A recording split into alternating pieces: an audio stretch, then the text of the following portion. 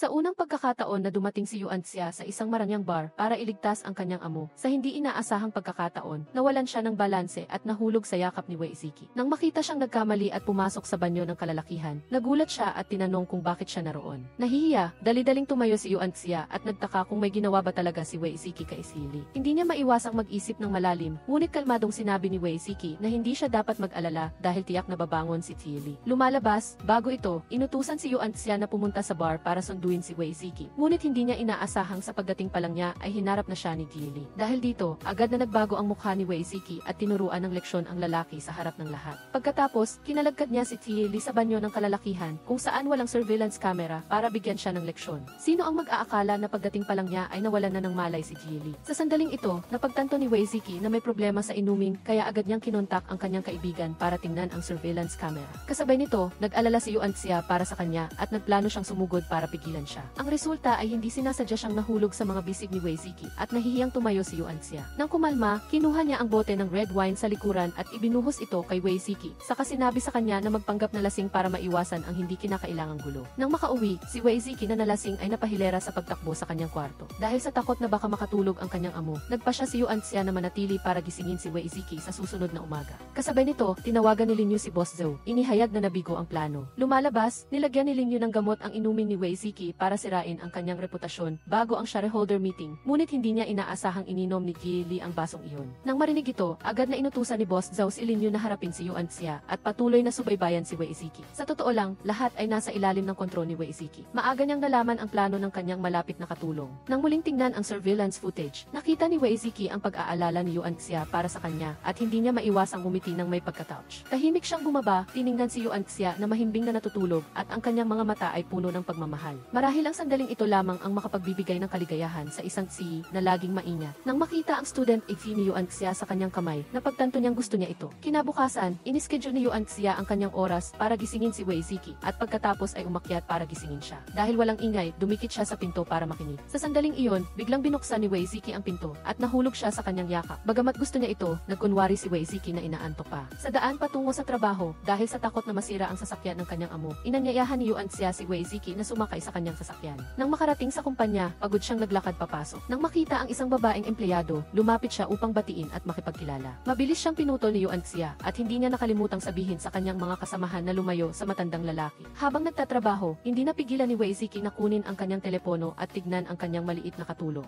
Alam na sira ang aircon sa opisina para makaupo si Yuan Xia sa kanyang opisina at ma-enjoy ang aircon. Sinadya niya siyang pinatagal para basahin sa kanya ang kontrata. Nang makita siyang nakasuot ng high heels, pinaalalahanan niya itong umupo habang nagbabasa para hindi siya maabala. Nang makita si Yuan Xia na nakatuon, isang hindi maipaliwanag na damdamin ang sumibol sa puso ni Wei Ziki. Ngunit hindi niya alam na ang kanyang pambatang isipan ay nakita na ni Yuan Xia. Pagkatapos, nang malaman niyang magmumotorsiklo na ito, agad na naghanap si Wei Ziki ng paraan para pigilan siya. Nagbigay siya ng dahilan para hilingin na ihatid siya sa bahay. Kahit na sinabi niya na hindi sila magkapareho ng daan. Sinabi niya na kung hindi sila magkapareho ng daan, kaya niyang sundan ang daan niya. Sa huli, wala nang nagawa si Yuan Xia kundi sumang-ayon. Sa daan, napansin ni Wei Ziki na sira ang preno ng kanyang sasakyan. Pinayuhan niya itong manatiling kalmado at sinabi sa kanya na maghanap ng walang taong kalsada at dumaan doon. Para pigilan ang sasakyan, agad siyang sumugod sa guardrail at niyakap si Yuan Xia ng mahigpit para protektahan siya. Pagkatapos, dinala niya ito sa ospital at humingi ng tulong kay Isik Singnan. Nang makita si Yuan Xia na ligtas, nakahinga siya ng maluwag. Pagkatapos ihatid si Yuan Xia sa bahay, inisip niya na ang insidente sa bar ay ginawa ni Boss Zhu at may kinalaman din sa kanyang sasakyan. Iminungkahi ni Xingnan na hindi maglalakas loob si Boss Zhu na tapusin si Wei Ziki bago ang shareholder meeting dahil hawak niya ang testamento ng kanyang ama. Kung mangyari ang masama kay Wei Ziki, ang 54% ng mga shares ay ibibigay sa charity, kaya nagplano si Boss Zhu na saktan si Yuan Xia. Napagtanto ni Wei Ziki na alam na ni Boss Zhou ang kanyang kahinaan, kaya nagsimula siyang mag-alala na mapapahamak si Yuan Xia sa tabi niya. Para protektahan ang kanyang minamahal, nagpasya siyang tanggalin siya sa trabaho. Kinaumagahan, nang makita ang mensahe ng pagtanggal, naguluhan siya at galit na tumakbo sa kumpanya para tanungin ang dahilan.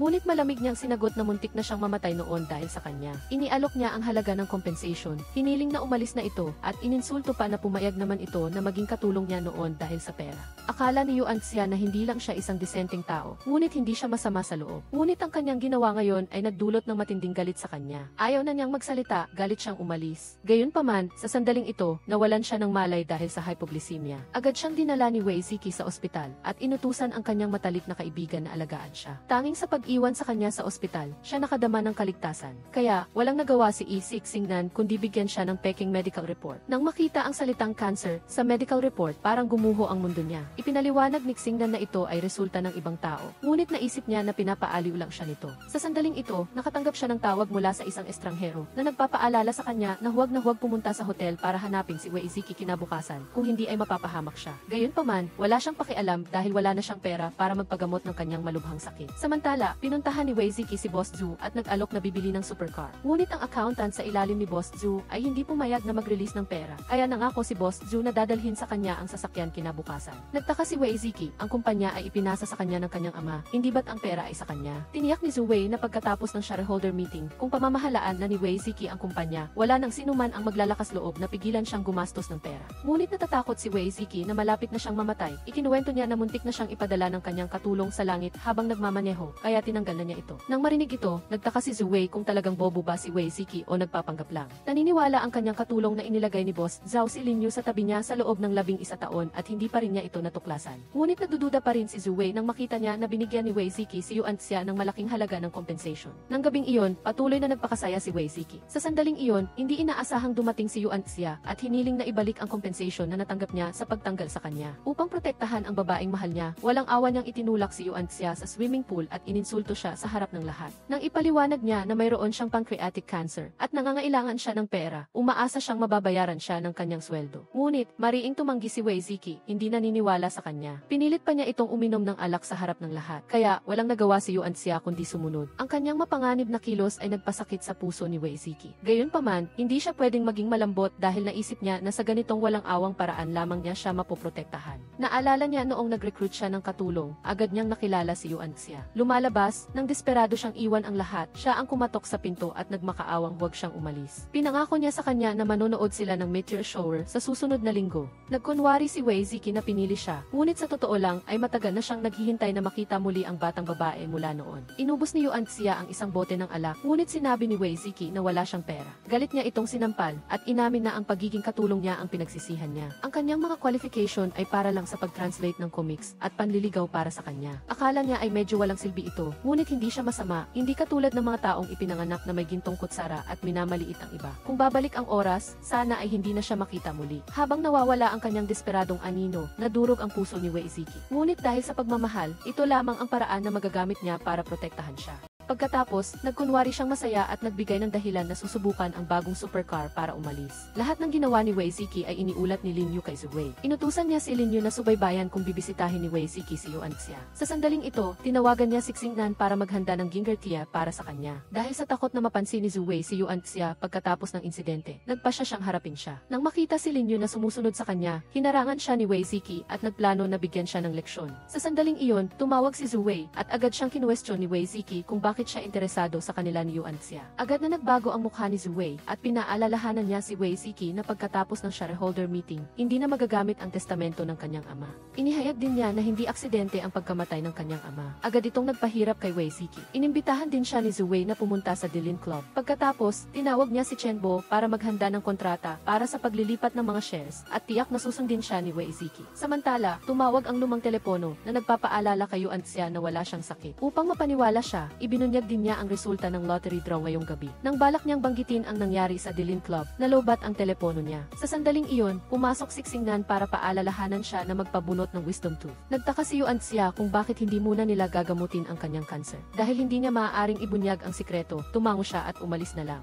Hindi nagtagal ay ibinunyag ni Xingnan ang katotohanan. Ipinaliwanag niya na ang dahilan ng pagpapatigil sa kanya sa ospital ay para sa kanyang sariling kabutihan. Pagkatapos, ipinabasa niya sa kanya ang mensahe ni Wei Ziki na nag-utos na alagaan si Yuan Xia. Bagamat hindi niya alam ang dahilan kung bakit siya pinananatili ni Wei Ziki, humiling pa rin si Yuan Xia na ma-discharge. Walang nagawa si Xingnan kundi i-text ito kay Wei Ziki. Samantala, umuwi si Yuan Xia at pumunta sa tindahan ni Aunson para kumain ng wonton. Nang makita ang Zizi na nag-aanunsyo ng mga resulta ng loto, tumakbo siya upang bumili ng tiket na may parehong numero na sinabi ng tao sa telepono. Kasabay nito, dumating din si Wei Ziki para makipagkita kay Zhu Wei ng mag-isa tulad ng napagkasunduan. Hindi niya inaasahang pipilitin siya ni Chen Bo na pumirma sa kasunduan ng paglilipat ng shares para sa kanyang kaligtasan. Samantala, tiningnan ni Yuan Xia ang resulta ng loto at nang makita na nanalo siya ng grand prize, tuwang-tuwa siya. Ngunit pagkatapos, bigla siyang napagtanto na tama ang lahat ng sinabi ng lalaki. Nang maalala niya na binanggit nito ang Dilin Club, napagtanto niya na maaaring nasa panganib si Wei Ziki. Nag-alala si Yuan Xia, agad niyang minaneho ang kanyang electric scooter patungo sa Dilin Club at nakita si Wei Ziki na kinokontrol ng mga thugs. Nang walang pag-aalinlangan para sa kanyang sariling kaligtasan, sumugod siya para iligtas si Wei Ziki. Ngunit bago pa sila makalayo, naabutan na sila ng mga bodyguard. Sa harap ng mga kalaban, agad na lumaban si Wei Ziki para protektahan si Yuan Xia. Sa sandaling iyon, dumating ang mga espiya ni Wei Ziki at agad siyang hinila si Yuan Xia para tumakbo. Nang makita ang isang sasakyan sa malapit, sinabi niya kay Yuan Xia na sumakay at tumakas silang dalawa. Pagkatapos ng ilang distansya, hinarang sila ni Chen Bo. Lumalabas na siya ang inilagay ni Wei Ziki para subaybayan si Zhu Wei. Sa kabilang banda, inutusan ni Wei Ziki siksingnan na sunduin si Nining. Pag-uwi, hindi na nagkunwari si Wei Ziki at kusang inamin ang lahat. Si Zhu Wei ang laging nag-aabang tulad ng isang gutom na tigre para agawin ang mga shares. Kaya, bago niya formal na tanggapin ang mga shares, kinailangan niyang magpanggap na isang playboy upang mapabayaan niya ang kanyang pag-iingat. Ngunit hindi niya inaasahang targetin nito si Yuan Xia. Sa sandaling ito, napagtanto ni Yuan Xia na sinadya niya siyang tanggalin sa trabaho upang hindi siya mapahama. Ngunit nagtaka siya kung bakit noong nasira ang sasakyan, labag sa kanyang instinct, inihileran niya ang manibela at binangga ito sa bakod. Batay sa police drama, hinulaan ni Yuan Xia na ginagamit siya ni Wei Ziki para linlangin si Zhu Wei. Mabilis na nagpaliwanag si Wei Ziki, ngunit hindi siya pinansin ni Yuan Xia dahil nagtaka pa rin siya kung bakit siya pumunta sa meeting ngayong gabi kahit alam niyang may gagawing masama si Zhu Wei. Ipinaliwanag ni Wei Ziki na kung hindi siya pupunta, natatakot siyang saktan nito ang pinakamahalagang tao para sa kanya. Ngunit nagkamali si Yuan Xia na iniisip na ang mahalagang taong iyon ay siksingnan. Kinuha ni Wei Ziki ang lahat ng kanyang lakas ng loob at ipinahayag ang kanyang pagmamahal para sa kanya na ginagawa niya ang lahat para sa kanya. Gayunpaman, sinabi ni Yuan Xia na hindi siya magpapalinlang sa ganoong taktika. Ipinagmalaki niya na nanalo siya sa loto, ngunit dahil sa pagsagip sa kanya, napunit ang tiket. Naalala ni Wei Ziki ang mensahe ni Yuan Xia na huwag siyang sumuko, na siyang nagligtas sa kanya. Ang isang mangkok ng pansit at ang maliit niyang figura ang nag-ahon sa kanya mula sa ulap upang salubungin ang sikat ng araw. Ipinahayag ni Wei Ziki na babayaran niya ang tiket sa loto para kay Yuan Xia, ngunit walang laman ang kanyang bulsa at mayroon na lang siyang natitirang isang tumpok ng pera. Nangako siyang babayaran pa siya pagkatapos ng meeting ng shareholders bukas. Pagkatapos, hiniling niya sa kanya na tulungan siya sa isang mahalagang gawain. Maaga pa lang, nagbihis na si Yuan Xia at sumama kay Wei Ziki sa kumpanya upang dumalo sa pangkalahatang pagpupulong ng mga shareholders. Sa oras na ito, tiwala si Zhu Wei na madali niyang mapabagsak si Wei Ziki sa pagkakataong ito. Hindi inaasahan, handa na si Wei Ziki at ipinahayag niya sa publiko ang video ng paglustay ni Zhu Wei sa mga pondo ng kumpanya mismo sa pulong ng mga shareholders. Nang makita ang video, ganap na natigilan si Zhu Wei. Sa sandaling iyon, lumitaw si Wei Ziki at inilantad niya ang lahat ng mga balak ni Zhu Wei sa harap ng lahat. Inihayag niya na ang kanyang ama at ang iba pang mga shareholders ay sumunod lamang sa testamento ng kanyang ama na tumutulong sa kanya na linisin ang organisasyon. Natipon din niya ang sapat na ebidensya ng pag-abuso ni Zhu Wei sa mga pondo ng publiko at paglustay sa mga ari-arian ng kumpanya. Pagkatapos, hinirang ni Wei Ziki si Ningning na mamahala sa promosyon at si Yuan Xia ay itinalaga bilang Public Relations Director. Nang makita ito, nagalit si Zhu Wei at sinabi ni Wei Ziki na matagal na niyang natuklasan na ang huling tawag bago ang aksidente ng kanyang ama ay galing mismo kay Zhu Wei. Sa galit, nagbanta si Zhu Wei na isang araw ay kukunin niya ang lahat kay Wei Ziki. Sa harap ng kanyang banta, hindi na tinag si Wei Ziki at kaagad siyang tumawag sa security guard. Sa wakas, ang lahat ay pansamantalang natapos. Gayunpaman, nag-aalala pa rin si Wei Ziki na may itinatago si Zhu Wei. Agad na nagbiro siksingnan na hindi dapat mag-alala si Wei Ziki sa wala, kundi dapat siyang magbigay pansin sa taong nasa tabi niya, at nagkusang loob pa siyang turuan si Wei Ziki kung paano ligawan si Yuan Xia. Sinabi niya na ang unang hakbang ay ang pag-usap kapag lasing at gamitin ang emosyonal na panlilinlang upang makuha ang awa ni Yuan Xia. Sa ganoong paraan, kapag narinig niya ito, siya ay magiging nalulungkot at magiging emosyonal. Ang pinakamahalagang hakbang ay ang lumikha ng isang pagkakataon upang tumingin sa mata ng bawat isa ng may pagmamahal at lakas na ipahayag ang kanyang damdamin. Bagaman ang mga salitang ito ay hindi masyadong lohikal, naintindihan pa rin ni Wei Ziki na hindi na niya dapat patuloy na magpasya para kay Yuan Xia. Naniniwala siya na tiyak na maaalala ni Yuan Xia kung sino siya. Sa sandaling iyon, nakatanggap siya ng tawag mula sa kanyang assistant na nagsasabi na si Zhu Wei ay dinukot habang papunta sa istasyon ng pulisya. Naalala niya ang mga naunang sinabi ni Zhu Wei at naunawaan niya na mayroon pa ring utak sa likod ng lahat. Agad niyang inutusan si Ningning na imbestigahan ang puwersa sa likod nito, habang siya naman ay kusang loob na hinanap si Yuan Xia upang hingin ang kanyang opinyon. Hindi inaasahan, matatag na humingi ng resignation si Yuan Xia. Sinabi niya na ang pag-promote sa kanya bilang manager ng Public Relations Department, kung ito man ay mula sa mabuting intensyon, kabayaran, o ang biglaang pagpapaalis sa kanya noon para sa kanyang proteksyon, hindi niya ito matanggap. Nang marinig ito, hindi na siya pinilit ni Wei Ziki at kusang loob siyang humingi ng paumanhin kay Yuan Xia para sa kanyang mga dating ugali na tulad ng bata. Nagkasundo ang dalawa na kalimutan na ang lahat ng mga nakaraang alitan. Bago siya umalis, pinaalalahanan niya siya na nakatakas si Wei at kailangan niyang mag-ingat. Pagdating niya sa bahay, narinig ni Yuan Xia na nanganak na ang manugang na babae ni Aun Sun. Pagkatapos nito, nakatanggap siya ng tawag mula sa isang estranghero. Ibinigay ng lalaki ang tawag kay Aun Sun upang tawagin siya na bisitahin ang kanyang isang taong gulang na pamangkin. Lumalabas, ang lalaki ay si Wei Ziki mula sa 052025 at ang telepono sa kanyang kamay ay isang aparato na nag-ugnay sa dalawang mundo. Ngunit sa bawat araw, maaari lamang siyang tumawag ng isang beses. Tinago niya ang kanyang pangalan at sinabi lang kay Yuan Xia na hindi siya dapat mag-resign sa ili at hindi siya dapat lumayo kay Wei Ziki, kung hindi, siya ay mapapahama. Bago pa man makapagtanong si Yuan Xia, otomatikong nawala ng koneksyon ang telepono sa dalawang mundo. Nang tawagan niya itong muli, nakatanggap siya ng abiso na ang numero ng telepono ay hindi umiiral na nag-iwan kay Yuan Xia sa pagdududa. Ngunit kinabukasan, nagpa siya pa rin siyang sundin ang paalala ng lalaki at kusang loob na sumama kay Wei Ziki upang makibahagi sa isang panayam na lubos na ikinatuwa ni Wei Ziki. Sinunod din niya ang payo ni Yuan Xia at binago niya ang kanyang dating imahe bilang isang mayaman na anak. Ginamit niya ito bilang isang paraan upang baguhin ang pananaw ng publiko sa kumpanya. Agad pagkatapos, iniulat ng press na si Wei Ziki ay opisyal na naging chairman ng EV Group. Sinabi niya na magtutuon siya sa pananaliksik at pagpapaunlad ng teknolohiya ng quantum communication na lalampas sa mga hangganan ng oras at espasyo. Upang bumuo ng isang imahe na pangkaraniwan, dinala rin ni Wei Ziki si Yuan Xia upang tumingin sa mga halaman at aquarium fish. Pagkatapos, sinabi niya sa kanya na tingnan ang ibon at tanungin kung may naaalala siya. Nakita ni Yuan Xia na ito ay eksaktong katulad ng makatang kaluluwa ng kanyang manager na si Nining. Pinagawa niya si Wei Ziki na mag-post kasama ang ibon upang kunan ng larawan upang makakuha ng karagdagang material. Pagkatapos, humingi ng pahintulot si Yuan Xia na umuwi ng mas maaga. Palihim siyang sinundan ni Wei Ziki. Nagtataka kung bakit hindi naaalala ni Yuan Xia ang loro noong bata pa siya. Inakala ni Xingdan na ang lahat ng mga loro sa mundo ay magkamukha. Sa sandaling iyon, nakita ni Wei Ziki si Yuan Xia na nakikipagkita sa isang lalaki na siyang blind date niya at isa ring empleyado ng Sinabi niya na mahal niya ang isang babae, ngunit hindi sumasang-ayon ang kanyang mga magulang, kaya pumunta siya sa blind date upang hilingin kay Yuan Xia na magpanggap na mag-asawa sila. Nang makita ito, kinutya ni Wei Ziki ang kanyang karibal. Pinayuhan siya ni Xingnan na maging tapat sa kanyang tunay na pagkakakilanlan at huwag na siyang maging pasibo at maglaro pa. Sinadya ni Wei Ziki na dumaan sa mesa ni Yuan Xia upang makuha ang kanyang atensyon. Hindi niya inaasahan, nagpadala siya ng text message sa kanya na magsuot siya ng salamin upang maiwasan ang problema para sa Public Relations Department. Sa oras na ito, natuklasan na ni Xingnan ang pagkakakilanlan ng taong nagpapakalat ng masamang balita kay Wei Ziki. Nagpa siya si Wei Ziki na maghanap ng paraan upang baguhin ni Yuan Xia ang kanyang pananaw sa kanya. Nang gabing iyon, pag-uwi niya, tiningnan ni Wei Ziki ang nami-plate ni Yuan Xia. Naalala niya kung paano siya humingi ng tulong sa kanya noon nang siya ay binuli. Matapos makatakas sa mga thugs, ipinakilala niya ang kanyang sarili bilang isang kapitbahay sa ibabang palapag. Nang malaman niyang siya ay anak ni Uncle Wei Heng, tinawag niya siyang little brother.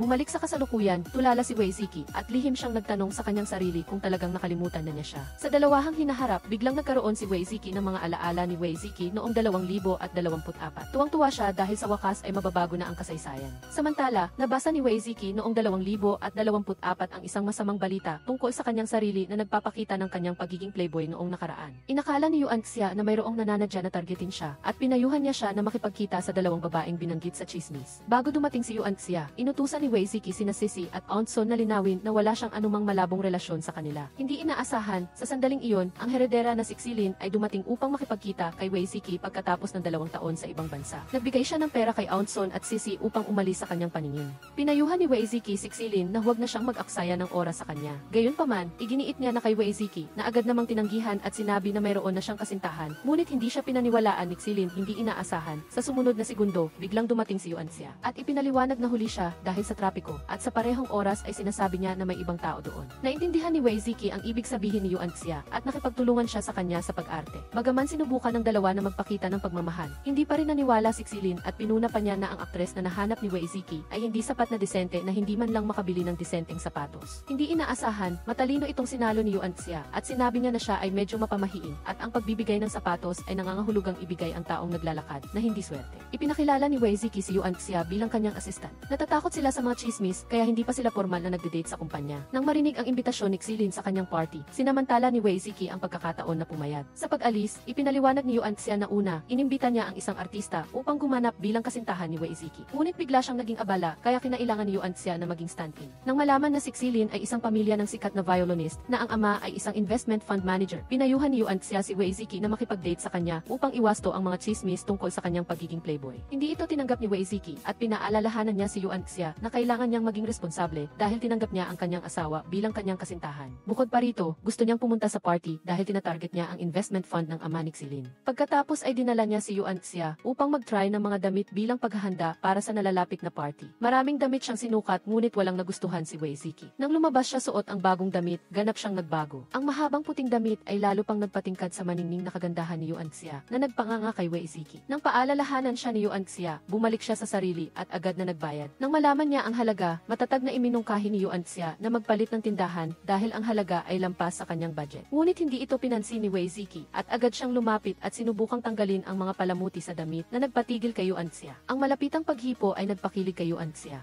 Pinuri ni Wei Ziki na ang damit at ang mga high heels ay bagay sa kanya. Gayunpaman, nang marinig ang tungkol sa high heels, naalala ni Wei Ziki na sinabi ni Yuan Xia na ang pagbibigay ng sapatos ay nangangahulugang ibigay ang taong naglalakad. Ayaw niyang lumayo sa kanya si Yuan Xia, kaya nagdahilan siya na lumampas na ito sa budget at matatag na ibinalik ang high heels at pinasuot kay Yuan Xia ang dating puting sneakers. Maingat niyang pinalitan ang sapatos ni Yuan Xia at sinabi sa kanya na nakakapagod ang tumakbo at gumawa ng trabaho gamit ang high heels. Pagkatapos, dinala niya si Yuan Xia sa party, ngunit hindi inaasahan, siya ay ininsulto ng isang masamang babae na inakala na ginagamit niya si Wei Ziki upang makapasok sa mundo ng mga mayayaman. Agad na pinagtanggol ni Wei Ziki si Yuan Xia sa harap ng lahat at umamin na bukod sa swerte dahil sa kanyang magandang background, wala siyang anumang namumukod tanging bentahe. Itinuro din niya na ang mga puna tungkol kay Yuan Xia ay ganap na walang batayan at binigyang diin na si Yuan Xia ay nagsisikap na kumita ng sarili niyang pera na malayo sa mga taong umaasa lamang sa iba. Ipinahayag din niya ang kanyang kagustuhan na kung talagang gusto siya ni Yuan Xia dahil sa pera, mas mababawasan ang kanyang stress, ngunit ang katotohanan ay hindi ganoon. Inamin niya na sa relasyong ito, siya ang kailangang magsikap upang umangat. Ipinakita ni Wei Ziki ang kanyang kakayahan na protektahan ang kanyang kasintahan hanggang sa huli na nagdulot ng malaking pagkadismaya kay Xilin na matagal nang mailihim na pagtingin sa kanya at nagpatahimik din sa mga taong nag-uusap. Pagkatapos ay ipinahayag niya sa harap ng lahat na si Yuan Xia ay ang kanyang kasintahan at agad siyang umalis kasama si Yuan Xia at humingi din ng paumanhin sa kanya para sa mga nakaraang kaganapan. Hindi siya sinisisi ni Yuan Xia at pinatawad na niya ang lahat. Samantala, nagreklamo si Xilin sa kanyang ama na mayroon ng kasintahan si Wei Ziki. Sa sandaling iyon, dumating si Wei Ziki upang batiin si Xikon, habang si Xilin ay pumunta upang makipagkita kay Yuan Xia. Isang babae ang lumapit at humingi ng tulong kay Yuan Xia na kunan siya ng larawan, ngunit ang kanyang ugali ay masyadong mayabang at pinagawa pa niya si Yuan Xia na lumuhod upang kunan siya ng larawan.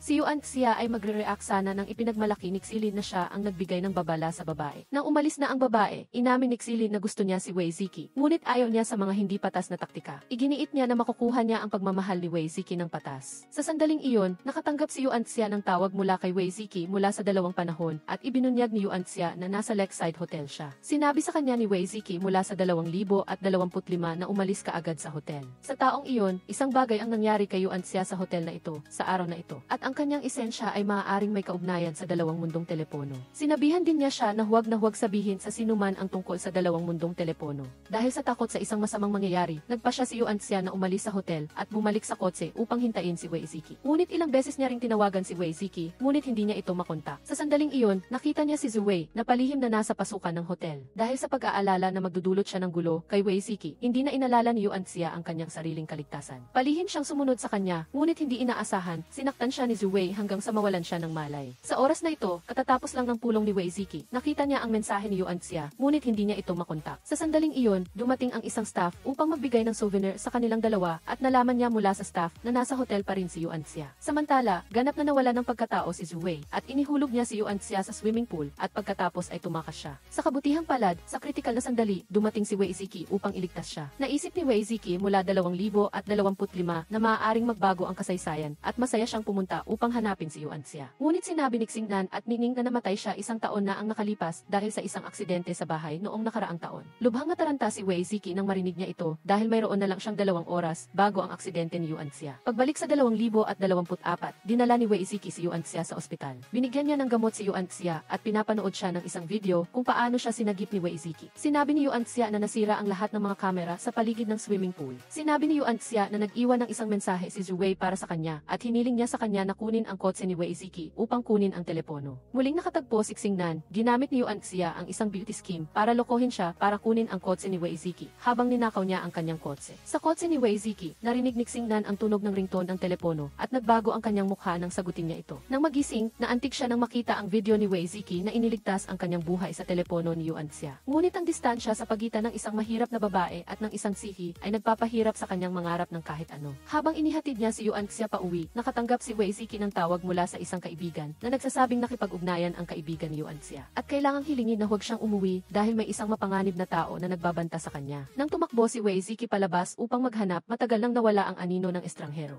Sasaksihan ang kwarto ni Yuan Xia na nasira, nag-alala siya para sa kanyang kaligtasan at iminungkahi na lumipat siya sa kanyang vilya. Sa kabilang dako, inihatid ni Wei Ziki si Yuan Xia pauwi at tinanong niya kung bakit siya bumalik sa hotel. Ipinaliwanag ni Yuan Xia na natatakot siyang malagay sa panganib siya. Sa sandaling iyon, nakatanggap si Wei Ziki ng tawag mula kay Xingnan na nagpapaalala sa kanya na sabihin sa kanya na huwag umuwi. Nang matapos ang tawag, nakita agad ni Wei Ziki ang isang figura at hinabol ito. Ngunit nakatakas na siya. Para sa kaligtasan, dinala ni Wei Ziki si Yuan Xia upang pansamantalang manirahan sa kanyang bahay at ibinalik ni Xingnan ang kotse kay Wei Ziki. Kinuha ni Yuan Xia ang kanyang telepono at tinanong si Xingnan kung ano ang sinabi ng kanyang kaibigan. Naalala ni Xingnan na sinabi niya sa kanya na tawagan si Yuan Xia pauwi. Kung hindi, malalaman ng buong mundo na hindi pa niya nararanasan ang pag-ibig. Habang pumasok si Yuan Xia sa bahay, pinauwi ni Wei Ziki si Xingnan para makasama si Yuan Xia ng nag-iisa. Tinanong ni Yuan Xia si Wei Ziki kung mayroon siyang makeup remover. Sinabi ni Wei Ziki na wala siyang mga gamit ng babae sa kanyang bahay. Si Sisi at ang kanyang tiya ay parehong mga artista at matapos mahuli si Wei, matatapos ang kanilang trabaho. Nakahinga ng maluwag si Wei Ziki dahil sa wakas ay naipaliwanag niya kay Yuan Xia. Tumawag siya para humingi ng payo kay Xingnan tungkol sa pamumuhay kasama si Yuan Xia. Iminungkahi ni Xingnan na pumili siya ng isang intimate na espasyo. Pagkatapos ay dahan-dahang pumutok sa taingan ni Yuan Xia at tanungin siya kung gusto niya ito. Bagamat hindi niya lubos na naunawaan ang kahulugan, sinubukan pa rin ni Wei Ziki na gawin ito.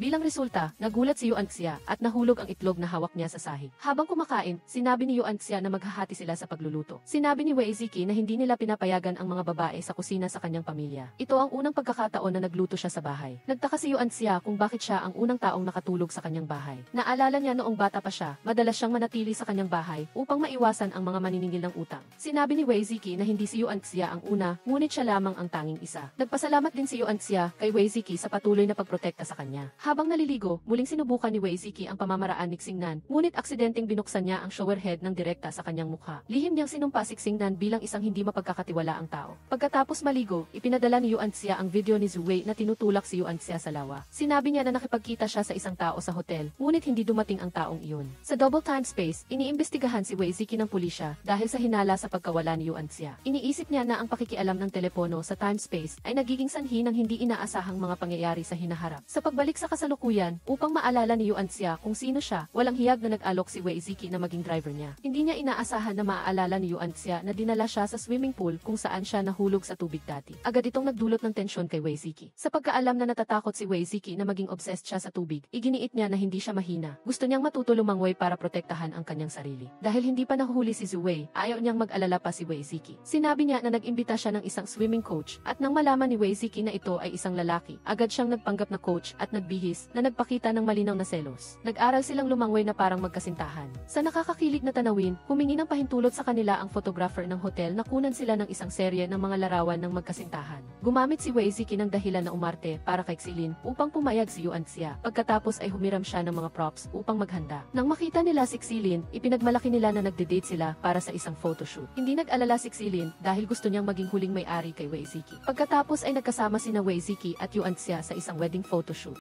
Gayunpaman, habang pumipili ng mga larawan, hindi sinasadyang nakatagpo nila si Pi Shen, isang kasamahan ni Yuan Xia sa branch office. Nagulat si Yuan Xia at tinanong kung bakit siya naroon. Ngunit bago sumagot si Pi Shen, agad na sumingit si Wei Ziki na nagpahayag na nagde-date sila. Napansin ang masamang intensyon ni Pi Shen, agad na umalis si Wei Ziki kasama si Yuan Xia. Hindi inaasahan, nang pumasok sila sa silid, natuklasan nilang ito ay isang double room na ikinahiya ni Yuan Xia. Sa kabila nito, hindi sumuko si Xilin, patuloy na naghahanap ng paraan upang sirain sila sa pamamagitan ng pagdadala ng pagkain at pagpapalit ng mga bulaklak upang hatiin sila. Bilang resulta, ang mga kilos na ito ay labis na nakakainis kay Yuan Xia. Sa sandaling ito, napansin ni Yuan Xia ang tatlong od sa ibabaw ng kama. Naisip agad niya ang isang ideya, at ang kilos na ito ay ikinabigla ni Wei Ziki, at sinabi pa nga na mabilis siyang kumilos. Tiniyak ni Yuan Xia na ito lamang ang paraan upang sumuko siksilin pagkatapos, nakipag-ugnayan si Yuan Xia sa reception at hiniling na magdala ng maraming tatlong uod, upang makalikha ng isang huwad na eksena para maunawaan ni Xilin ang maling akala. Dapat sabihin na ang pamamaraang ito ay talagang epektibo. Nang makita ang staff na nagdadala ng tatlong uod para sa kanila, labis na nagalit si Xilin pagbalik sa kumpanya. Sinabi ni Yuan Xia kay Wei Ziki na hintayin siyang pumasok muna upang maiwasan ang mga chismis ng mga kasamahan. Sa pulong, inihayag ni Wei Ziki na matagumpay siyang nakipag-ayos sa investment fund, kaya opisyal na sinimulan ang Quantum Media Project. Eksaktong alas 12, lumabas si Yuan Xia para hintayin ang tawag mula sa estranghero, at sa sandaling iyon, nakatanggap siya ng mensahe mula kay patient na humihiling ng isang pagpupulong.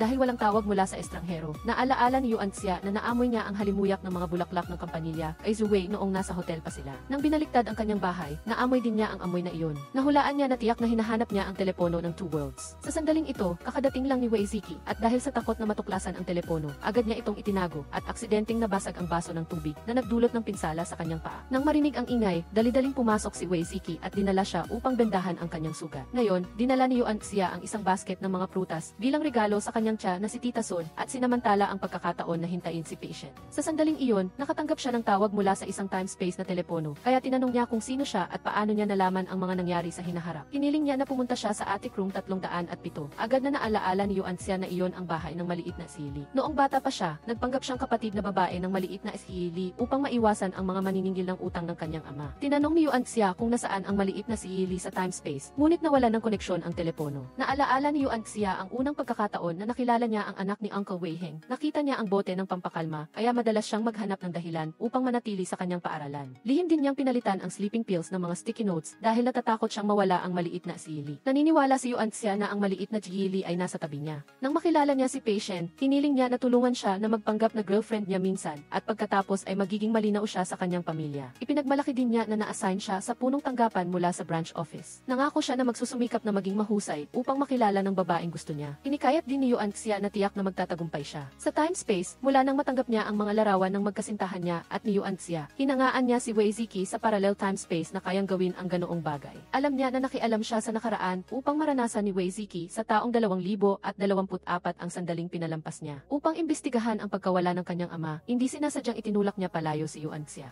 Hanggang sa huling pagkikita niya sa kanya, hindi niya maintindihan kung bakit lumitaw si Yuan Xia sa engagement party at namatay ng walang dahilan. Sa pagbabalik sa kasalukuyan, iniulat ni Yuan Xia kay Wei Ziki na tapos na ang kontrata sa investment fund. Plano ni Wei Ziki na magsagawa ng pananaliksik sa branch office kung saan nag-eksperimento ang kanyang ama sa liblib na lugar na iyon. Iniisip niya na ilalabas niya si Zhu Wei para mahuli siya. Gayunpaman, nag-aalala si Ningning na ang kanyang plano na akitin si Zhu Wei ay magiging dahilan para magkamali si Yuan Xia. Nagpa siya si Wei Ziki na sabihin sa kanya, oras na para malaman niya ang kanyang tunay na pagkatao. Sa kabilang dako, sinuri ni Yuan Xia ang bawat tao sa kanyang tabi upang hulaan kung sino ang maliit na si Li. Naisip niya si patient dahil ipinagmalaki niya na kumain siya ng wonton sa bahay ni Tita Sun noong bata pa siya. Sa sandaling iyon, umuwi si Wei Ziki at nahuli si Yuan Xia na lihim na sinusulat ang kanyang pangalan. Sa pagkakita ng crossmark, sinaway ni Wei Ziki si Yuan Xia na tinatanggihan pa rin siya habang sinubukan niyang maging mabuti. Sinabi niya na ang crossmark ay may ibang kahulugan. Agad niyang isinulat ang kanyang pangalan at nagulat sa kanyang labi. Hiniling ni Yuan Xia kay Wei Ziki na magluto ng hotpot sa gabi. Tuwang-tuwa siya at nag-order ng wonton ni Tita Sun at inilagay ito sa kanyang opisina. Nakita ni Yuan Xia ang kahon ng wonton nang dumaan si patient. Hiniling niya na kumain sila ng hotpot sa gabi, ngunit tumanggi siya dahil mayroon siyang date kay Wei Ziki. Pagkatapos niyang umalis, lihim na naisip niya na si patient ay maaaring ang maliit na si Li at lihim na nag-order ng wonton para sa kanya. Nang gabing iyon, personal na inihanda ni Wei Ziki ang hotpot table para kay Yuan Xia. Ibinahagi niya na masaya siya ngayon dahil nakita niya muli ang kanyang nawawalang matandang kaibigan. Lihim na binilhan siya nito ng pagkain na may espesyal na kahulugan. Tuwang-tuwa si Wei Ziki na naalaala siya. Nagpa siya din si Wei Ziki na ibunyag ang kanyang pagkakakilanlan kay Yuan Xia. Kaya, sinadya niyang hilingin kay Yuan Xia na tulungan siyang mag-deworm sa kanyang loro. Bago umalis, tinawag niya pa siyang Yuan dahil Yuan ang kanyang palayaw. At sinabi niya sa loro na tawagin din siya ng ganoon. Hindi inaasahang ayaw makipagtulungan ng loro at tinawag siyang hangal. Sa sandaling ito, kakadating lang ni Yuan Xia at dali-daling sinabi ni Wei Ziki na nagpa-practice siya ng pagsasalita. Gayunpaman, na-record ang kanilang pag-usap. Nang dalhin ni Yuan Xia ang loro upang alisin ang mga kuto, nagulat siyang marinig ang loro na tinatawag siyang Yuan. Agad siyang naghinala na si patient ang kapitbahay na kapatid na hinahanap niya dahil nag-aalaga rin siya ng loro. Ngunit maingat, hindi siya agad nagtanong at sa susunod na araw sa trabaho, lihim siyang nag-obserba sa bawat galaw niya. Nahuli ni Ningning si Yuan Xia na lihim na tinitingnan si patient. Ipinaliwanag ni Yuan Xia na tinitingnan niya si patient dahil sa tingin tingin niya ay hindi siya mukhang kanyang dating kaibigan. Pinapaalalahanan ni Ningning ang nalalapit na press conference ng proyekto na imbitado si Xilin dahil siya ang anak na babae ng sponsor. Inaasahan niya na hindi sasama ang loob ni Yuan Xia. Nakatanggap si Yuan Xia ng mensahe mula kay Wei Ziki na nagsasabing kakain sila kasama si Xikun. Gayunpaman, habang naghahanda siyang umuwi, nakita niyang sumakay si Wei Ziki sa kotse ni Xilin nang makabalik si Wei Ziki. Sinaway niya siya sa pagkain kasama si Xikun, ngunit naroon din si Xilin na inggit si Yuan Xia at sinabi na mayroon din siyang childhood friend. Tuwang-tuwa si Wei Ziki nang marinig niya na ipinagmamalaki ni Yuan Xia na si Pei Shen iyon. Pagbalik ni Yuan Xia sa kanyang kwarto, sinaway niya ang kanyang sarili sa pagkawala ng kontrol sa kanyang bibig at natuklasan niyang naka-on pa rin ang recorder. Binuksan niya ito at narinig ang pag-uusap sa recorder. Naintindihan niya na ang kapitbahay na kapatid na matagal na niyang hinahanap ay si Wei Ziki pala. Hindi nakapagtataka na sa unang araw ng trabaho, sinabi niya na matagal na siyang naghihintay sa kanya. Lihim pa nga siyang pitrotektahan at nagpadala ng mga pahiwatig na nagpapaalala sa nakaraan kay Yuan Xia. Gayunpaman, habang hinihintay niya na kusaing aminin ni Wei Ziki ang kanyang pagkakakilanlan, sinadya niya itong itago. Nagalit, dinala ni Yuan Xia si Wei Ziki sa night market. Sinadyang bumili ng mga pagkaing hindi niya gusto, namili ng kung ano-ano, at bumili pa nga ng magkapares na damit. Pagkatapos nilang magsuot ng magkapares na damit, mukhang nag-fashion show sila. Gayunpaman,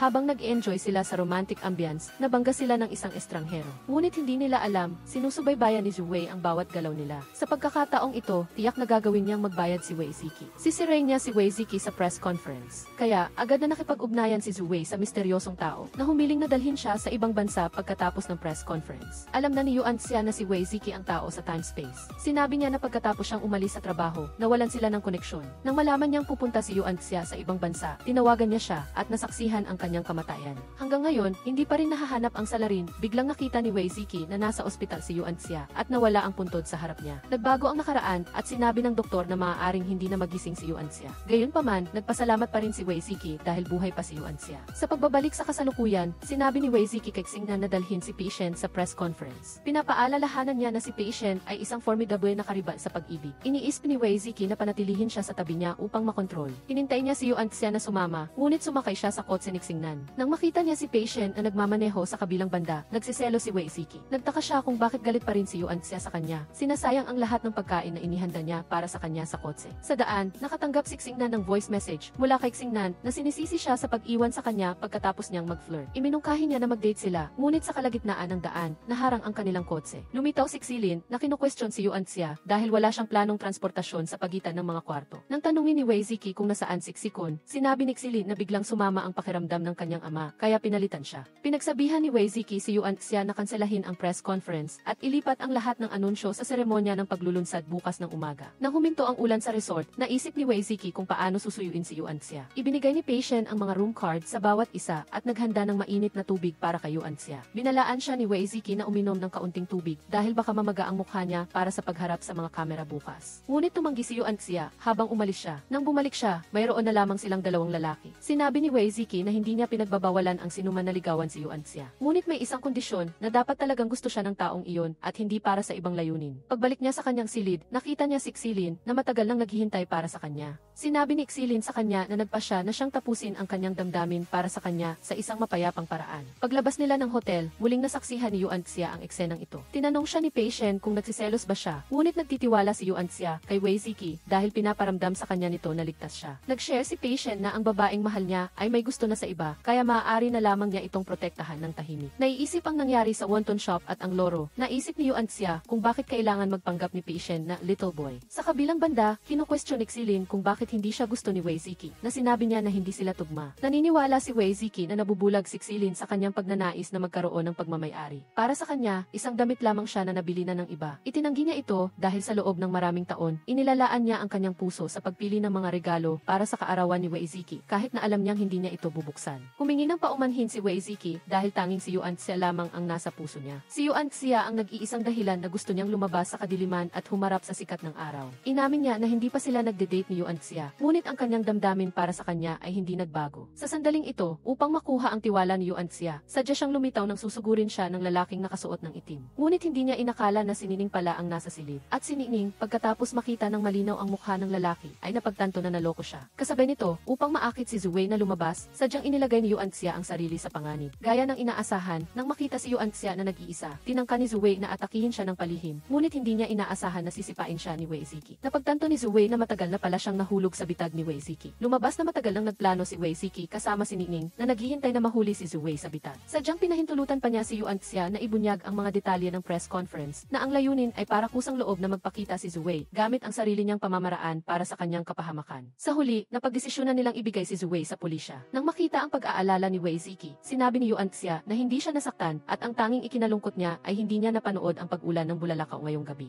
Dinala agad siya ni Wei Ziki sa isang lugar. Ito ang pambawi niyang regalo dahil sa pagpapalampas niya sa pag-ulan ng bulalakaw. Doon, ginulat niya siya ng liwanag ng mga alitaptap at tinupad ang kanilang pangako mula sa mahigit 10 taon na ang nakalipas na sabay nilang papanoorin ang pag-ulan ng bulalakaw. Kinuwento niya na noong siya ay 18 taong gulang, sa pinakamadilim na sandali ng kanyang buhay, ang kanyang paglitaw ang nagtulak sa kanya, isang tao na nasa bingit ng kawalan ng pag-asa, na talikuran ang ideya ng pagpapatiwakal. Binanggit ni Wei Ziki ang mga salitang pampasigla na isinulat niya na tinupi sa hugis ng mga bituin at pinuno sa isang bote ng gamot upang hikayatin siyang huwag sumuko sa sarili. Pinayuhan niya na ang oras ay magdadala ng mga bagong simula kahit na nasa pinakamababang bahagi ng bangin. Dapat ka pa ring tumingala sa mga bituin, huwag magtago sa dilim ngunit lumabas at humarap sa araw. Pagkatapos, ibinigay niya kay Yuan Xia ang isang AC card ng mag-aaral na nakuha niya at kinumpirma na siya ang nagligtas sa kanya noon. Tinanong ni Wei Ziki kung matatanggap ba niya ang kanyang kasalukuyang sarili. Ang kanyang taimtim na pag-amin ay nagpaiyak kay Yuan Xia at sa emosyonal na sandaling iyon, hindi niya napigilan ang kanyang sarili at hinalikan siya. Sa sandaling ito, napagtanto nilang dalawa na sila ang nagligtas sa isa't isa at sa wakas ay nagkasama. Sa dalawang time zone, umaasa si Wei Ziki ng 2025 na magigising si Yuan Xia. Tumawag si Ningning at sinabing natuklasan na ang tunay na maisala ay si Patient. Naisip ni Wei Ziki na sinubukan niyang makialam sa timeline upang baguhin ang resulta at maging sanhi ng kamatayan ni Yuan Xia. Ngunit ngayon, babaguhin ni Wei Ziki ang kanyang diskarte at gusto niyang ibigay ni Yuan Xia sa kanya ang kanyang telepono upang makabalik sa 2024. Bumalik sa kasalukuyan, nagpublic ang relasyon ni Wei Ziki at Yuan Xia. Nagbago ang ekspresyon ni Patient nang makita niya ito at pinaalalahanan niya ang lahat na maghanda para sa seremonya ng paglulunsad. Dahil natatakot na masakit pa ang kamay ni Wei Ziki sa pakikipaglaban kay Zhu Wei, pinaalalahanan siya ni Yuan Xia na protektahan ang kanyang sarili. Naalala niya noong imbitahan siya ni Tio Wei Heng na kumain ng wonton sa kanyang kaarawan.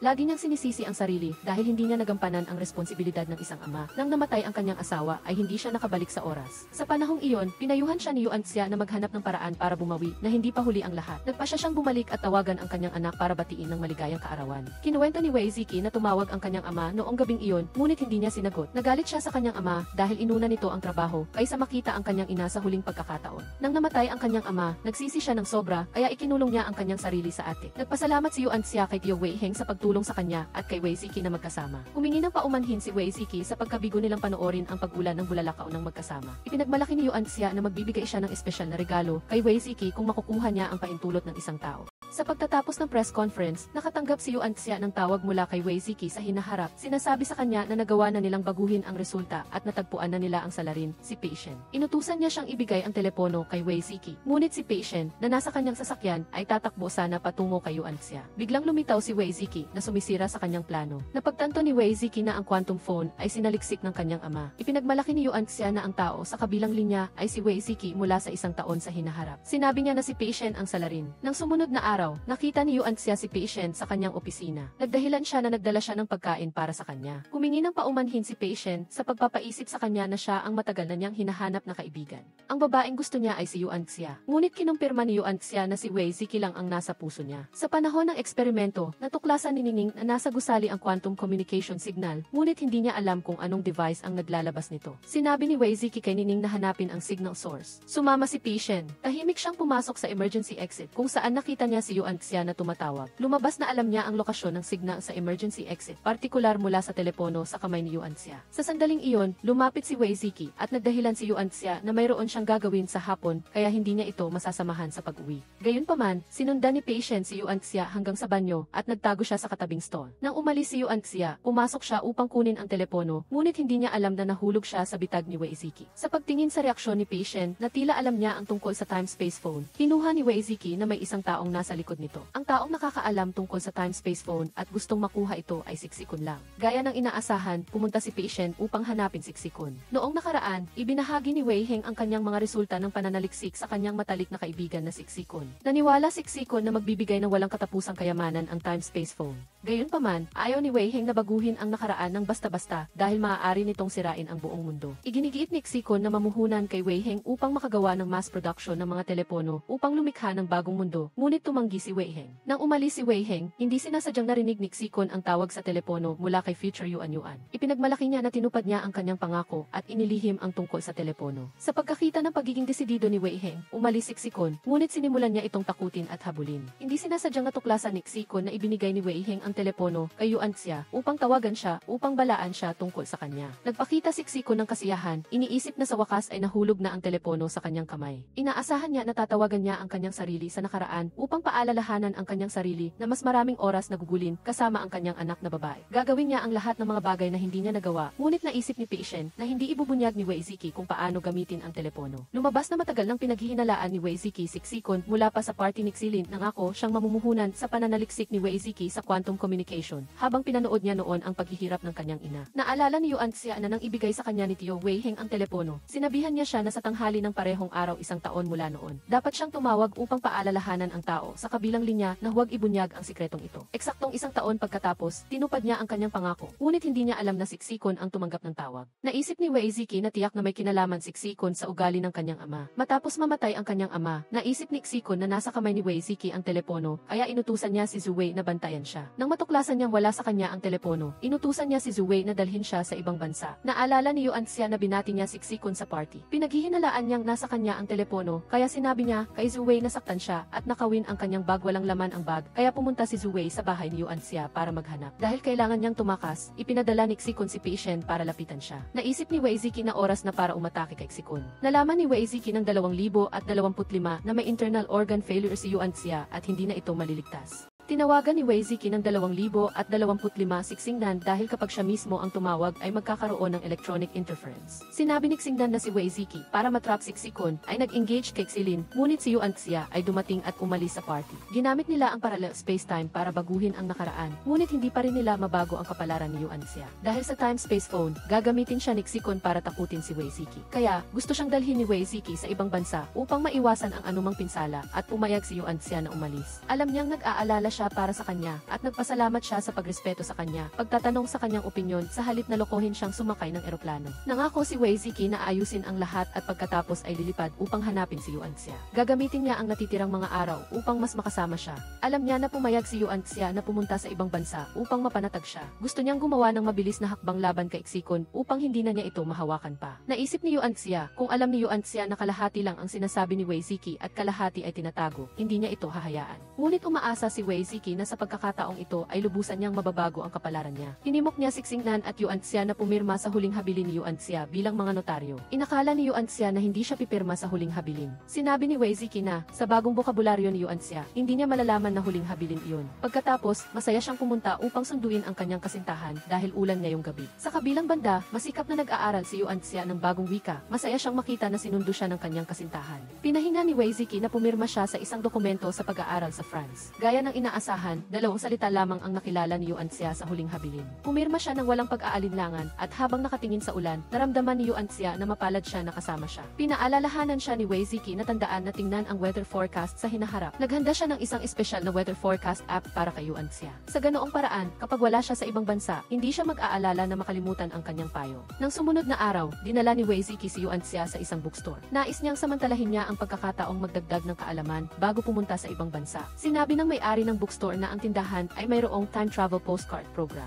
Ang bawat tao ay papasok sa koleksyon ng telepono, pipindutin ang isang numero upang makatanggap ng isang postcard at magpadala ng isang mensahe. Ipapadala ito ng bookstore pagkatapos ng isang taon. Sa panahong iyon, iskan ang tatanggap ang code sa postcard upang makinig sa mensahe. Upang hindi magsisi, sadyang dinala ni Wei Ziki si Yuan Xia sa time phone booth. Gusto niyang iwanan ang lahat ng mga salitang hindi nasabi kay Yuan Xia dito at isulat sa isang love letter na ipapadala sa hinaharap. Kung ikukumpara sa Wei Ziki sa hinaharap, mapalad ang kasalukuyang Wei Ziki na makasama si Yuan Xia. Samantala, gusto ni Xingnan na makipag-usap ng seryoso kay Ningning. Pumayag siya sa kondisyon na siya mismo ang magdedesisyon sa lugar. Dinala ni Ningning si Xingnan sa isang hotel upang mag-usap magdamag. Sa kanyang nahihiyang hitsura, alam niya na ito ang unang pagkakataon na pumasok siya sa isang hotel kasama ang isang babae. Sinabi ni Xingnan na gusto niyang magkaroon ng seryosong relasyon sa kanya. Sinabi niya na maghihintay siyang maligo siya at pagkatapos ay magpatuloy sa kanilang pag-uusap. Hindi mapakali si Xingnan, kaya uminom siya ng alak upang kalmahin ang kanyang sarili. Sa panahong iyon, bumili si Wei Ziki ng cake upang ipagdiwang ang maaga maagang kaarawan ni Yuan Xia, 2 buwan ng mas maaga. Inakala ni Yuan Xia na magpo-propose siya. Tinanong ni Wei Ziki kung papayag siya kung gagawin niya iyon. Sinabi niya na kung magpapakasal sila, kailangan nilang pumirma ng prenuptial agreement upang maiwasan ang pagkawala ng lahat sa ibang bansa at mahila ang kalahati ng yaman ng kanyang boss. Kinumpirma ni Wei Ziki na hindi niya gagawing alipin si Yuan Xia. Mamahalin niya siya ng buong buhay niya. Nang lalapitan niya si Yuan Xia para halikan, pinigilan siya ni Yuan Xia at pinaalalahanan na hindi pa siya kumakain ng cake. Pero ayaw na niyang kumain ng cake, gusto niyang gamitin ang pinakamagandang oras na kasama siya. Maagang maaga, natuklasan ni Xingnan na nakahiga siya sa tabi ni Yuan Xia. Naalala niya, noong lasing siya kagabi, tinanong niya si Yuan Xia kung bakit lagi siyang inaasa. Itinulak niya si Yuan Xia pababa para halikan, ngunit pagkatapos ay nawalan siya ng malay. Bumuntong hininga si Yuan Xia dahil kinailangan niyang mag-ayuno sa loob ng isang gabi. Matapos ihanda ang lahat, labag sa loob ni Wei Ziki na ihatid si Yuan Xia sa ibang bansa. Sa pagtingin sa unti-unting lumala yung anino ni Yuan Xia, parang nadudurog ang puso ni Wei Ziki. Ngunit mahal niya si Yuan Xia, kaya ito lang ang paraan para maprotektahan siya. Pagkatapos, kinontak niya si Yuan Xia at naghanda silang kumilos. Sa taong 2025,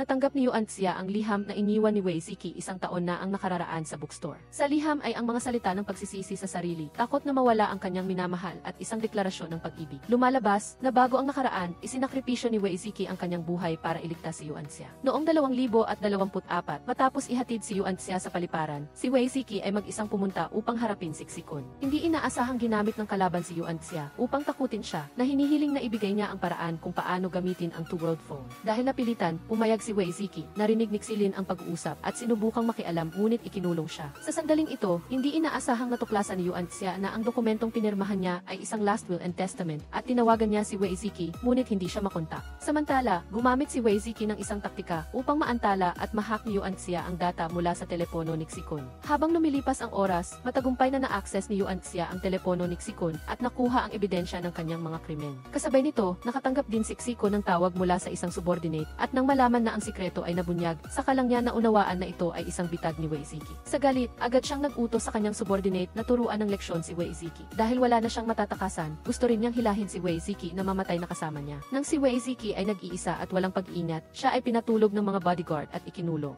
Nagising si Wei Ziki, sa kritikal na sandali ay nakatanggap siya ng tawag mula kay Yuan Xia na sinasabi sa kanya na nasa cold storage siya. Mabilis na iniligtas ng grupo ni Yuan Xia si Wei Ziki at dinala siya sa ospital. Nang magising, nang makita niya si Yuan Xia na nasa tabi niya, sinisisi niya ang sarili. Nang makita si Yuan Xia na galit, tanging si Wei Ziki ay maaari lang maglambing at humingi ng tawad. Ilang araw matapos lumabas sa ospital, hindi pa rin niya alam kung bakit galit si Yuan Xia. Marahil dahil sa sobrang pag-ibig sa isa't isa, kaya sinadya ni Yuan Xia na basahin ang last will and testament sa harap niya. Para kay Wei Ziki, kahit na hindi niya asawa si Yuan Xia, siya ang lahat sa kanya. Nagkasundo din silang dalawa na sa hinaharap kahit sino pa ang unang umalis, ang matitira ay dapat mamuhay ng maayos sa kasalukuyan at huwag malunod sa nakaraan. Tinataka ni Wei Ziki ang pangako sa pamamagitan ng isang halik bilang kapalit ng kanyang pagpayat. Nag-aalala si Yuan Xia dahil sa loob ng maraming araw ay wala siyang natatanggap na tawag mula sa dual world phone. Sa sandaling ito, iniulat ni Xingnan na sinubukan ni Xilin na magpakamatay. Bago iyon, tinawagan niya si Wei Ziki, humihingi ng tawad dahil hindi niya agad natuklasan ang pakana ng kanyang ama at nakaramdam siya ng pagkakasala dahil tinapos ng kanyang ama ang buhay ng kanyang ama. Gayunpaman, hindi pa tapos ang lahat, hindi inaasahang tinawagan ni Pi Shen si Xilin, hinihiling sa kanya na pumunta sa bangko upang hatiin ang pera na iniwan ng kanyang ama. Sa katunayan, gusto niyang gamitin ang dual world phone para makipagpalitan ng pera. Naalala ni Yuan Xia na sinabi ni Wei Ziki noong 2025 na si Pi Shen ang may sala. Marahil ang talagang gusto niya ay ang dual world phone. Upang patunayan ang hinalang ito, ang pinakamahalagang misyon nila ngayon ay hanapin si Pi Shen. Nagpunta ang grupo sa bayan ni Pi Shen upang mag-imbestiga at nalaman nilang siya ay isang mangingisda na inabandona ng kanyang ama at dinala sa lungsod ng isang babaeng amo. Lumalabas, ang kapalaran ni na Pi Shen at Xilin ay nagsimula noong bata pa sila. Palihim na pumasok si Wei Ziki sa bahay ni Pi Shen at nakita ang maraming concert tickets ni Xilin. Siguro ay minahal niya talaga ito. Ngunit ang lahat ng kanilang mga aksyon ay sinusubaybayan ni Pi Shen. Akala niya ay hawak niya ang inisyatiba, ngunit natuklasan na ito ni Wei Ziki at sinadyang pumasok sa bahay ni Pi Shen sa gabi, naghihintay na mahulog siya sa bitat. Tulad ng inaasahan, isang taong nakaitim ang mabilis na lumabas sa bakuran at hinabol din siya ng lahat. Ngunit hindi nila alam na ito ay isang distraction tactic ni Pi Shen. Pagkahabol nila sa labas, si Yuan Xia ay pinatulog ni Pi Shen. Nang magising siya, narinig niya si Pi Shen na nakikipag-usap sa isang tao sa telepono, kaya sinamantala niya ang pagkakataon na tumakas. Ngunit sa huli ay naipit pa rin siya ni Pi Shen sa gilid ng bangin. Sinubukan ni Yuan Xia na himukin si Pi Shen na magbago, ngunit sa sandaling ito, wala na siyang rason. Sa sandaling ito, dumating din si Wei Ziki at hinimok siya na huwag maging bulag. Kahit na inako niya ang kasalanan para kay Xilin, hindi siya inosente. Sinabi ni Pi Shen na gusto niyang magkaroon ng ng telepono upang baguhin ang kanyang kapalaran kay Xilin, ngunit walang kung sa buhay. Pagkatapos ay itinulak niya si Yuan Xia at tumalon sa dagat. Matapos ang karanasan sa kamatayan na ito, ayaw mag-iwan ng anumang pagsisisi. Si Yuan Xia ay kusa na nagsabi ng tatlong salita, mahal kita. Naghalikan sila ng buong puso na parang silang dalawa lang ang nasa mundo. Natanggap ni Wei Ziki ang tawag mula kay Yuan Xia 2025 dahil nagbago ang nakaraan, ligtas na silang dalawa. Pinayuhan niya siyang sirain ang dual world phone dahil ito ang sanhi ng lahat. Pumayag si Wei Ziki, gusto niyang magsimulang muli kasama si Yuan Xia at magdaos ng kakaibang kasal.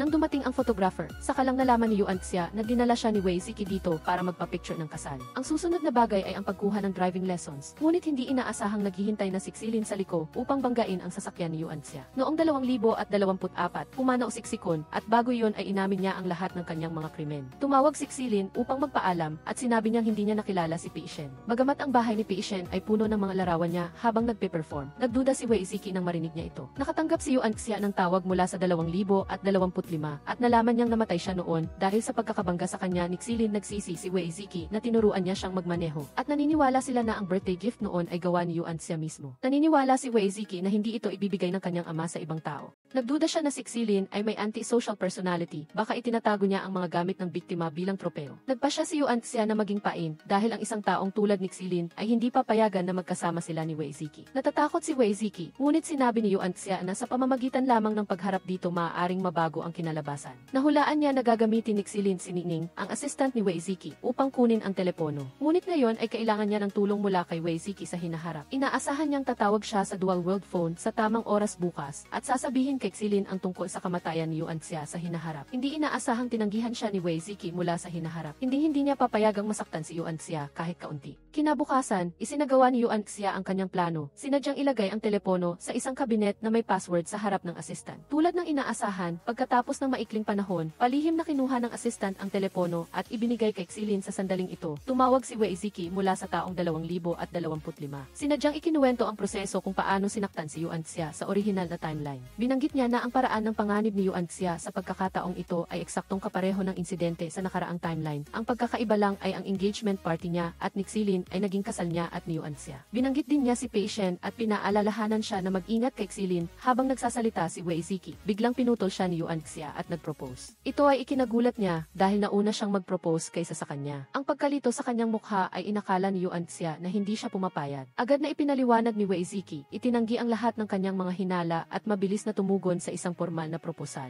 Ipinahayag niya na gagamitin niya ang kanyang buong buhay upang protektahan ang babaeng nagbigay liwanag sa kanyang buhay sa madidilim na araw. Ang kanyang presensya ay nagbigay sa kanya ng isang bagong buhay, isa pang pagkakataon na maging masaya. Sa pagtatapos ng pag-uusap, naghalikan sila ng buong puso na nagpapatunay sa kanilang malalim na pag-ibig sa isa't isa. Mabilis na natanggap ni Xingnan ang tawag mula kay Wei Ziki na nagsasabing hindi siya pupunta sa proposal. Pinayuhan din ni Wei Ziki si Xingnan na inihanda na niya ang lugar para sa kanya at dapat niyang samantalahin ang pagkakataon. Dahil sa paghihikayat ng kanyang matalik na kaibigan, hindi na nahihiya si Xingnan at kusang ipinahayag ang kanyang nararamdaman kay Yuan Xia. Tinanong niya si Yuan Xia kung may lakas siya ng loob na magpakasal sa kanya bukas. Nang makuha ang kanyang pag-apruba, agad na kinuha ni Xingnan ang kumpol ng mga lobo sa likod, ibinigay kay Yuan Xia at nangako na bibigyan siya ng singsing bukas, umaasa na pakakasalan siya nito. Hindi inaasahang kusang hinila siya ni Yuan Xia at hinalikan siya at sa wakas ay nagkasama ang dalawang mag-asawa. Gayunpaman, susunod nilang haharapin si Xilin na nasa bingit na. Kinabukasan, idinaos ni Wei Ziki ang kasal gaya ng nakaplano, naghihintay na mahulog si Xilin sa bitat. Tulad ng inaasahan, dumating si Xilin sa kasal na nakasuot ng mahabang itim na damit at sinabi kay Wei Ziki na hindi na niya makikita pa si Yuan Xia. Lumalabas, ikinulong ni Xilin si Yuan Xia sa isang refrigerator sa paraan na namatay si Yuan Xia noong 2025. Ngunit hindi niya inaasahan na ang kinalabasan sa pagkakataong ito ay naiba sa hinaharap. Walang lamig sa refrigerator at nailigtas na rin ni Yuan Xia si Yuan Xia ayon sa plano. Sa kabilang dako, hindi na umarte pa si Wei Ziki at agad na itinuro na ang taong gusto niyang patayin ay siya talaga.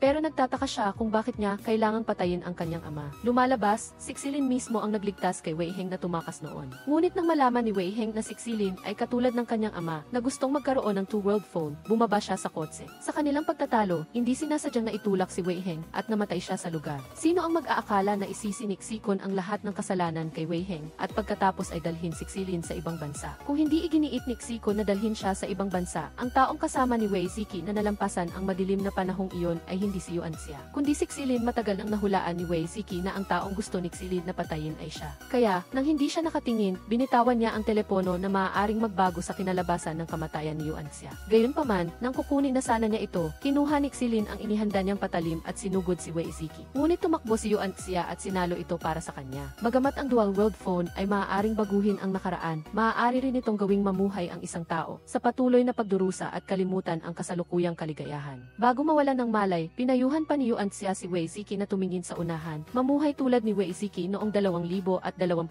at huwag malunod sa pagdurusa. Di nagtagal, nagising si Wei Ziki mula sa panaginip at nang marinig ni Yuan Xia ang ingay, mabilis siyang tumakbo at sinabi sa kanya na maayos lang siya. Sino ang mag-aakala na hindi naniniwala si Wei Ziki na totoo ito? Ngunit pagkatapos noon, hinalikan siya ni Yuan Xia na nagbigay sa kanya ng totoong pakiramdam. Nagtatapos na ang pelikula dito. Salamat sa panonood. Magkikita-kita tayo sa susunod na pelikula.